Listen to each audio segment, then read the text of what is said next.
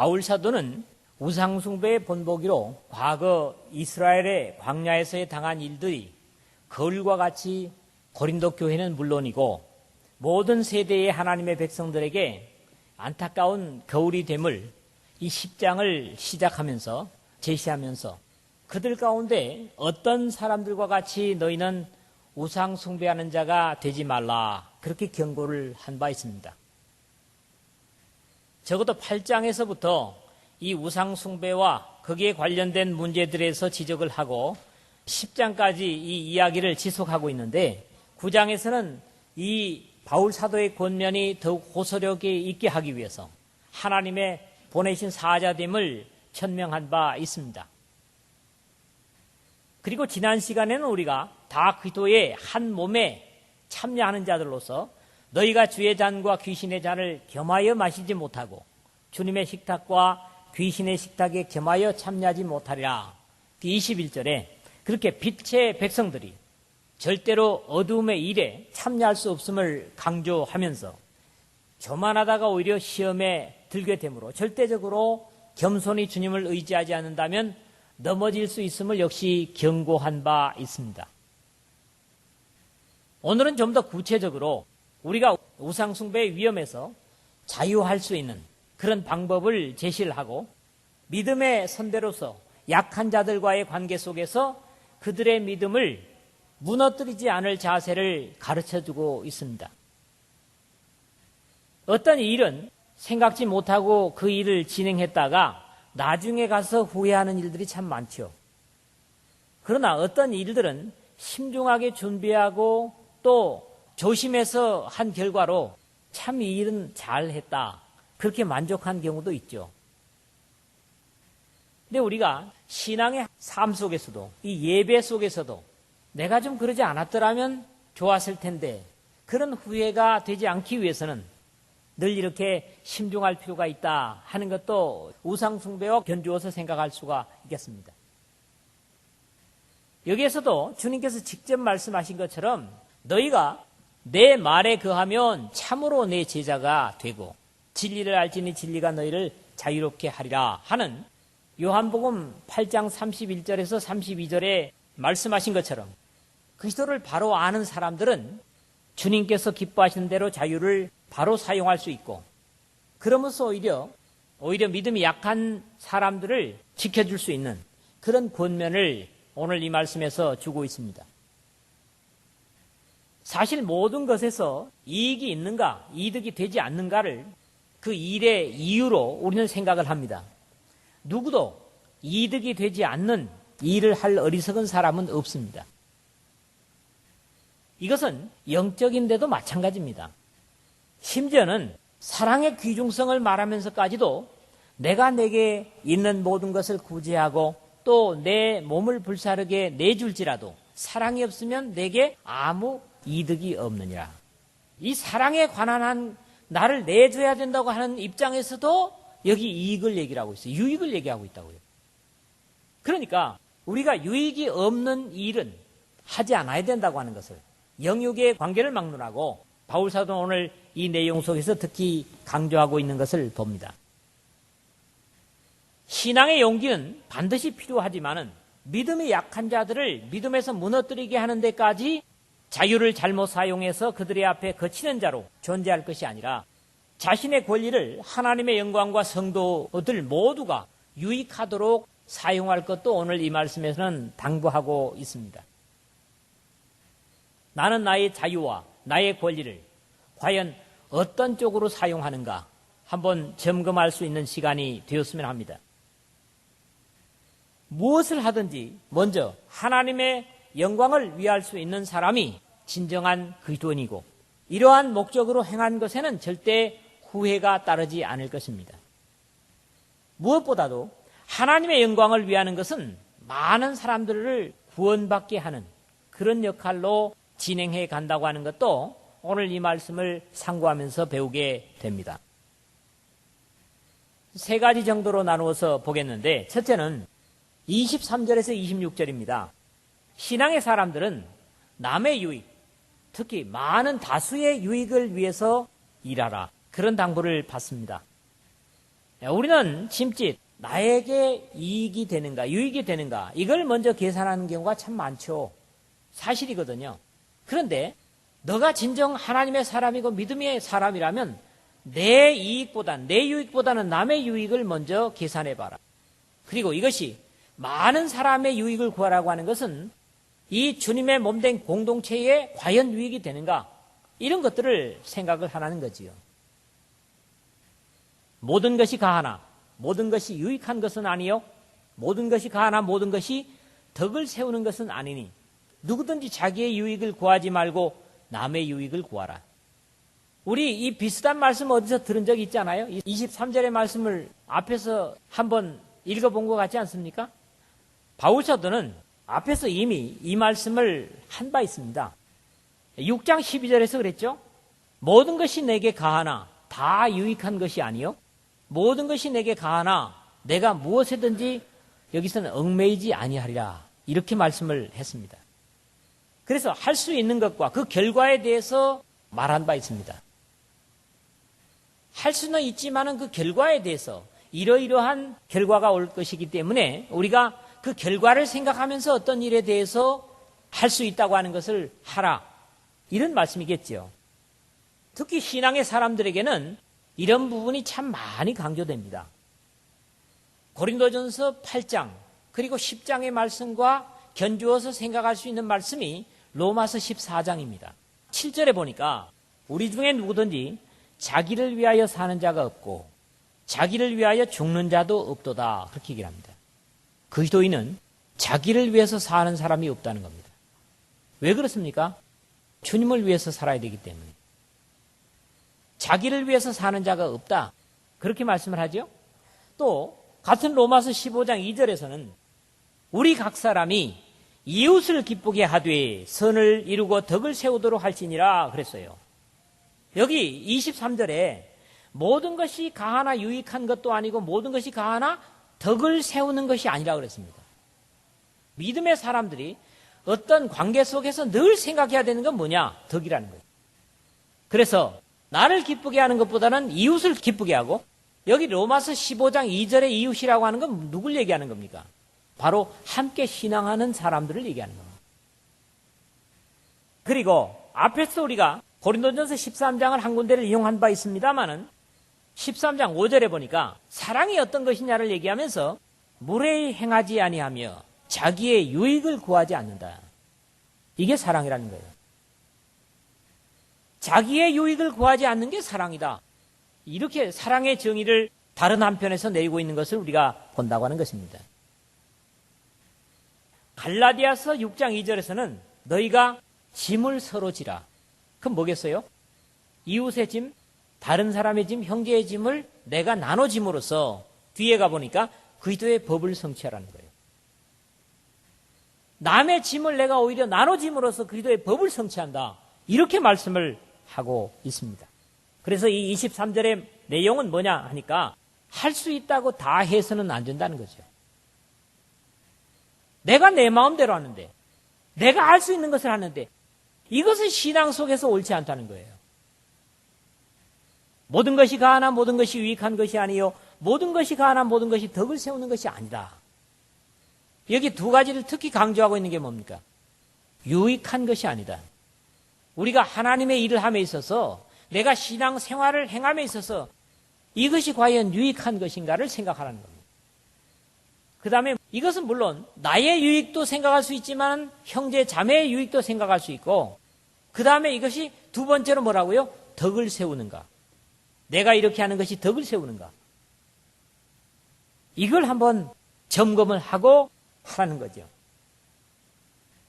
뿐만 아니라 자신의 이익보다는 남과 진리를 따르는 많은 사람들의 유익을 구하라 하는 게 바로 24절의 말씀이고, 그 다음에 뭐예요? 마지막 절 33절 하반절에도 같은 말씀을 하고 있습니다. 누구든지 자기의 유익을 구하지 말고 남의 유익을 구하라. 유익은 유익인데 내게 이익이 되는 것보다는 남에게 이익이 되는 걸 구하라. 이렇게 장사했다가는 장사 망칩니다. 그런데 신앙 속에서는 하나님께서 우리의 행동을 이렇게 당부를 하고 있습니다. 그 다음에 33절 하반절에 보니까 자신의 유익을 구하지 아니하고 많은 사람의 유익을 구하여 결과가 뭡니까? 그들로 구원을 받게 하라는 거예요. 많은 사람의 유익을 구하는 것은 결국 더 많은 사람을 구원으로 이끈다. 이런 말씀이죠. 그러면서 여기 25절에서 26절에서는 그럼에도 불구하고 이 세상의 모든 것은 다 주님의 것이다. 이런 말씀을 하고 있어요. 무릇 시장에서 파는 것은 양심을 위하여 묻지 말고 먹으라. 이는 땅과 거기 충만한 것이 주의 것임이니라 그랬다고요. 8장에서 이미 이 말씀을 나눠왔습니다. 당시 고린도나 소아시아에서 많은 우상숭배의 일이 행해졌고 그 우상숭배하는 제사장들이 그 고기를 자기가 받아가지고 다 먹을 수 없기 때문에 그것을 갖다가 시장에다 내다 파는 것들이 대부분의 시장에 나온 고기들이었다는 거죠. 그러나 우상에게 바쳐지기 전에 이 세상에 존재하는 모든 것들은 어떤 겁니까? 사실은 하나님께서 있게 하신 것이고 그것은 우상 숭배를 위한 것보다도 하나님의 백성들, 하나님의 형상으로 가진 사람들이 그것을 누리게 하기 위해서 하나님께서 창조해 두신 것들이거든요. 그렇지 않습니까? 그리고 비록 우상 숭배의 자리에 바쳐졌다고 할지라도 그것이 이제는 우상 숭배의 제물로서 역할을 보다는 시장에서 상거래의 행위 속에 이것이 오가고 있다고요. 그래서 엄밀하게 따지면 그게 우상 앞에 바쳐졌던 거라고 할지라도 이미 우상의 제물로서의 자리에 있는 것은 아니라 이걸 또 너무 확대해서 가지는 마십시오. 다만 믿음이 연약한 자들의 양심이 상하지 않도록 하라는 겁니다. 그런 것을 우리가 이렇게 정의하고 바로 이해하고 우리가 취한다고 할지라도 믿음이 약한 사람들의 신앙의 장애를 일으켜서는 안 된다. 이런 말씀을 하고 있죠. 두 번째로 우리가 이 말씀에서 보는 것은 27절에서 30절입니다. 자신의 신앙 기준이 남들에 의해서 좌우돼서는 안 된다는 겁니다. 자기의 기준을 분명히 가지고 있어야 된다는 거죠. 지금 우리 시대에 이런 일은 없겠지만은 있을 수 없습니다. 부전시장의 고기가 다 우상 앞에 바쳐졌던 것들입니까? 아니죠. 그러나 당시에는 있을 수 있는 상황들이었다는 겁니다. 그렇기 때문에 만약에 믿지 않는 사람들이 결혼식을 하거나 아니면 좋은 일, 굳은 일이 있을 때 어쩔 수 없이 연관이 돼서 가지 않습니까? 그것이 또 가족일 때는 어쩔 수가 없지요. 자기 가족일 때는. 가족이어도 믿는 사람과 믿지 않은 사람들이 있거든요. 그런데 만약에 거기 가게 돼서 어쩔 수 없이 가게 돼서 가면 음식 내오니까 이거 우상 앞에 바쳤던 거요? 묻지 말라는 거예요.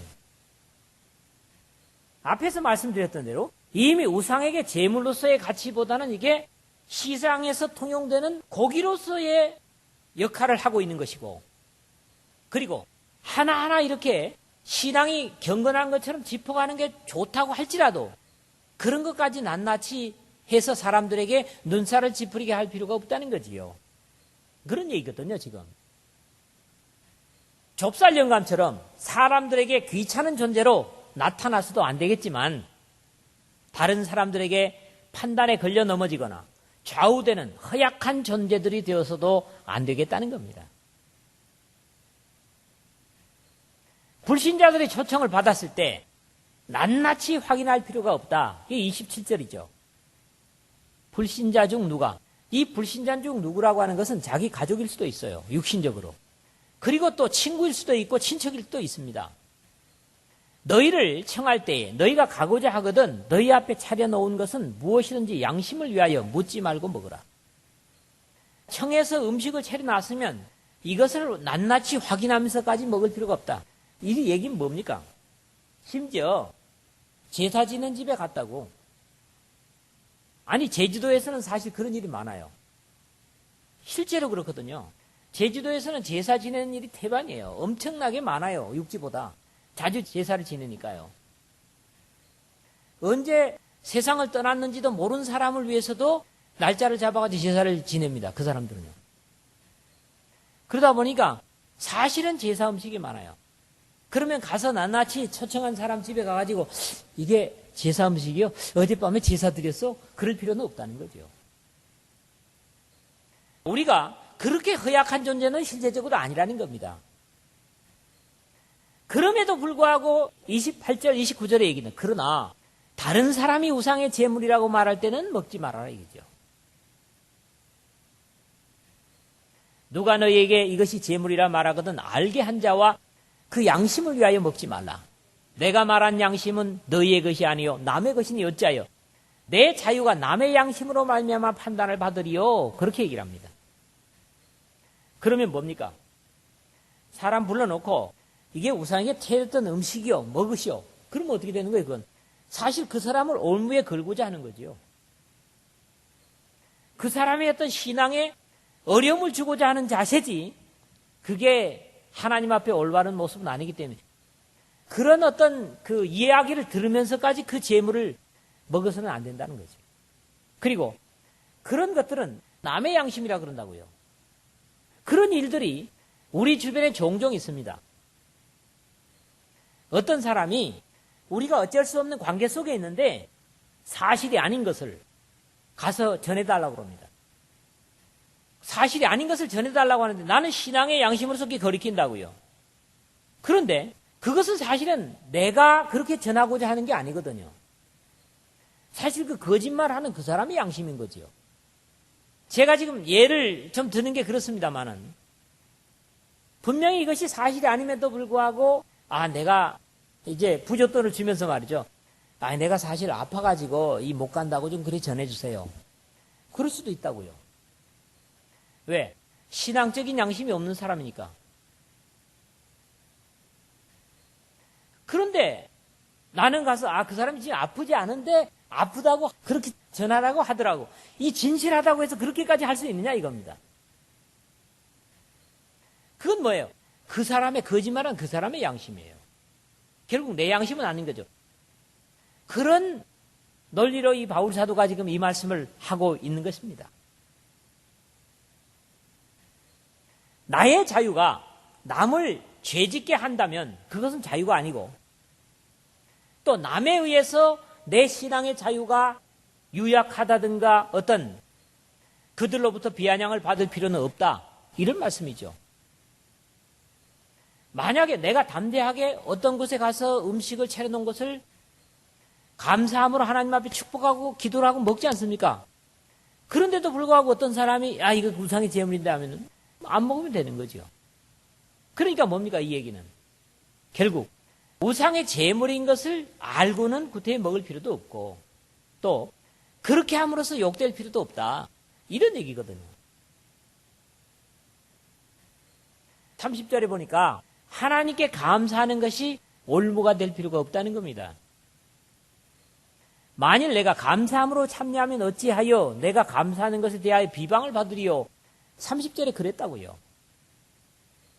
그런데 우상에 바쳐진 것보다 하나님의 백성들에게 사실은 먹히기를 소원하는 것들이 뭡니까? 음식입니다. 이런 사실들은 로마서 8장 19절에서 22절을 여러분들이 참고로 하십시오. 그 내용이 뭡니까? 피조물들도 탄식한다는 거죠. 원치 않은 것에 종로로 하면 탄식한다. 그러면서 하나님의 아들들의 나타남을 기다린다는 거예요. 그래서 그런 데서 자유하기를 원한다는 겁니다. 그 얘기를 신앙의 사람들은 그렇습니다. 어떤 먹히는 음식조차도 하나님의 거룩한 백성들에게 먹히기를 원한다. 그걸 또 좀 더 넓게 해석을 해가지고 왜냐? 하나님의 백성들은 나중에 영광 속에 부활할 존재들이기 때문에 그들의 어떤 먹혀짐이 헛되지 않을 것이다. 그래서 심지어 이런 얘기를 하더라고요. 여름에 삼계탕으로 먹기는 닭 한 마리도 하나님의 성도에게 먹히기를 원한다. 글쎄 그게 우리가 신뢰할 수 있는 이야기인지는 모르지만 그렇게 말하는 사람들도 있음을 듣습니다. 타인의 유익을 위해 나의 권리와 자유를 포기한다면 그것은 자유와 권리를 잃는 것이 아니라 오히려 그것들을 최대한 사용하는 것이라고 그렇게 말씀하는 거지요.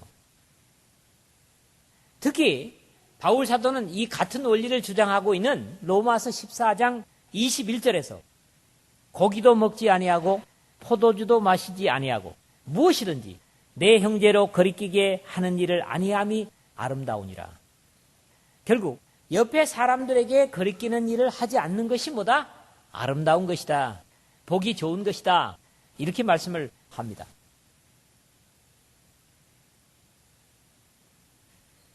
자, 세 번째로는, 오늘 본문의 세 번째로는 31절에서 33절입니다. 여기서 오늘 제목과 같이 다 하나님의 영광을 위하여 하라. 근데 다라고 하는 것이 여기서 강조가 되고 있습니다. 그런즉 너희가 먹든지 마시든지 무엇을 하든지, 여기서 첫째 강조되는 게 뭐예요? 무엇을 하든지. 그 다음에 다 하나님의 영광을 위하여 하라. 그렇게 말씀을 하지요. 유대인에게나 헬라인에게나 하나님의 교회나 거치는 자가 되지 말고. 이 얘기는 뭐겠어요? 유대인들은 뭡니까? 종교적인 사람들에게나, 헬라인은 이방 사람들에게나, 또 하나님의 교회는 뭐예요? 구별된 하나님의 백성들. 어떤 사람들에게도 복음에 거치는 자로 역할해서는 안 된다는 겁니다. 중요한 말씀이죠. 나와 같이 모든 일에 모든 사람을 기쁘게 하여 자신의 유익을 구하지 아니하고 많은 사람의 유익을 구하여 그들로 구원을 받게 하라. 그렇게 말씀을 합니다. 많은 신앙의 사람들이 교회에 모였을 때나 성경 공부를 할 때는 하나님의 영광을 위하여 살아야 한다고 말하지만 실제적인 삶에서는 쉽게 자신의 이익을 먼저 챙기는 것이 사실입니다. 신앙으로서 이것이 하나님 앞에 영광이 될 것인가 보다는 내 개인적인 유익을 먼저 계산하는 것이 믿는다는 신앙의 사람들에게서도 사실 먼저라는 겁니다. 더 많습니다. 그렇지 않습니까? 믿음의 사람들의 기준은 주님의 나라와 의를 구하는 것입니다. 예수님께서 말씀하셨죠. 31절에 그런즉 너희가 먹든지 마시든지 무엇을 하든지 다 하나님의 영광을 위하여 하라라고 하는 말은 바로 이 말씀이죠. 특히 로마서 14장 8절에서도 우리가 살아도 주를 위하여 살고 죽어도 주를 위하여 죽나니 그러므로 사나 죽으나 우리가 주의 것이로라. 그렇게 말합니다. 내가 주님의 것인가? 정말 주님의 것인가? 여러분들이 확신하십니까? 사나 죽든, 우리는 사실 죽은 목숨으로 사는 사람들이에요. 내 분냄도, 내 울분도, 내 욕심도 다 뭐예요? 십자가에 죽은 사람들이에요. 그렇기 때문에 사실은 죽은 사람으로 사는 겁니다. 그리고 살아도 하는 건 뭡니까? 내가 행동하는 것은 하나님의 영광을 위한 것이라고 하니까 그것도 역시 주님을 위해서 살아야 된다고 하는 말씀이 맞는 거지요. 그래서 빌립보서 1장 20절의 바울의 고백을 들읍시다. 나의 간절한 기대와 소망을 따라 아무 일에든지 부끄러워하지 아니하고 지금도 전과 같이 온전히 담대하여 살든지 죽든지 내 몸에서 그리스도가 존귀하게 되려 하나니. 바울은 로마의 감옥 속에서 마지막을 기다리면서도 이런 고백을 하고 있는 것을 우리가 들을 수 있습니다. 그런가 하면 골로새 3장 17절에 또 무엇을 하든지 말에나 일에나 다 주 예수의 이름으로 하고 그를 힘입어 하나님 아버지께 감사하라. 그렇게 당부를 합니다. 그렇습니다. 믿음의 사람들의 기준은 먼저 그의 나라와 그의 의를 구하는 것입니다. 그것이 바로 우리의 삶의 목표고 가장 귀중한 가치임을 오늘 우리에게 이렇게 우회적으로 바울은 말씀하고 있는 것입니다. 주님의 몸된 교회에 장애가 되는 역할을 해서는 안 됩니다. 어떤 입장에서도 말이죠. 유대인에게나 헬라인에게나 하나님의 교회나 거치는 데가 되지 말고, 거치는 것은 결국 어떤 사람들에게 거칩니까? 어린아이들에게 거치죠. 어른들은 조심하기 때문에 거치지 않습니다. 그건 뭘 얘기합니까? 신앙적인 어린아이들을 생각하라는 겁니다. 신앙적으로 유약한 자들에게 내가 거치는 자가 되어서는 안 된다. 이것도 역시 뭡니까? 이 음식을 먹는 데서 그런 역할이 돼서는 안 되겠다. 이런 말씀이죠. 그러면서 최종적인 이 말씀의 부탁은 뭡니까? 우상의 제물 속에서도 많은 사람들을 구원받게 하는데 최선을 다하라는 겁니다. 많은 사람을 나도 구원받은 게 감사하고 하나님 앞에 하나님의 백성됨이 감사하지만은 무엇보다도 많은 사람들을 구원받게 하는데 최선을 다하라. 이게 우리의 삶의 분명한 목표가 된다면 절대로 후회할 일이 없을 것이다. 이런 말씀인데 나와 같이 모든 일에 모든 사람을 기쁘게 하여 자신의 유익을 구하지 아니하고 많은 사람의 유익을 구하여 그들로 구원을 받게 하라 하는 것이 바로 바울 사도의 여태까지 우상의 제물과 더불어 말하면서 당부한 결론입니다. 결국 우상의 제물이고 우상 섬기는 것이 예수님을 섬기려고 하는 하나님 앞에 백성이 되려고 하는 것이나 백성 속에 있는 유약한 자들을 상하게 하는 것이 되어서는 안 된다. 오히려 더 많은 사람들을 구원하게 하는데 최선을 다해야 된다고 하는 말씀으로 결론하는 거죠. 말씀을 맺습니다. 믿음에서 우리는 각자의 이익을 개선하거나 챙기는 것이 주님을 기쁘게 할 수 없습니다. 고린도전서 13장 5절 중반절에 보니까 자기 유익을 구하지 아니한다 그랬습니다. 예수님의 사랑, 예수님의 희생의 십자가로 우리에게 가르쳐 준 것은 바로 우리의 삶이 우리의 자신의 유익을 위해서만 있지 않다고 하는 사실입니다. 그리스도로 인해서 새 사람이 된 사람들은 남의 이익과 더 많은 사람들의 이익을 먼저 생각할 수 있는 사람들이라고 하는 것입니다. 그리고 이런 목표를 가지고 어떤 일을 했을 때 거기에는 절대로 후회할 것이 없을 것이다. 이런 말씀이거든요. 또 다른 사람들의 평가나 생각에 휩쓸리거나 좌우되지 말고 오직 주님께 최선을 다한다면 하나님께 감사하는 일에 비방을 받지 않을 것이라는 겁니다. 바울 사도가 갈라디아서 2장 12절 13절에 보니까 베드로가 안디옥에서 다른 이방인들과 더불어 음식을 먹고 있다가 예루살렘에서 야고보가 보낸 사람들이 오니까 마치 그 사람들과 음식을 먹지 않은 것처럼 입을 싹 닦고 돌아앉았다고요. 그래서 어떻습니까? 바울 사도가 너가 어떻게 유대인으로서 유대인답게 살지 못하면서 이방인을 하나님께로 이끌려고 하느냐 뭐 이러면서 뭐라 했어요. 그를 수사도임에도 불구하고 앞에서 베드로를 책망한 사실을 볼 수가 있습니다. 하나님의 백성들의 절대적인 자세는 하나님의 영광을 위할 수 있어야 합니다. 교회에 거치는 존재가 아니라 많은 사람을 구원받게 하는 존재여야 합니다. 이런 어떤 기준 속에 여러분들이 행동과 또는 말과 삶을 살았을 때 절대로 뒤에 가서 후회할 일은 없을 것입니다. 나 개인의 이익이나 또 나 자신을 과신하는 것보다는 다른 사람들의 유익과 교회의 유익을 위해서 한 걸음, 한 말, 한 행동이 하나님께 영광이 되고 더 많은 사람을 구원한다. 믿으시기를 주의 이름으로 축원을 드립니다.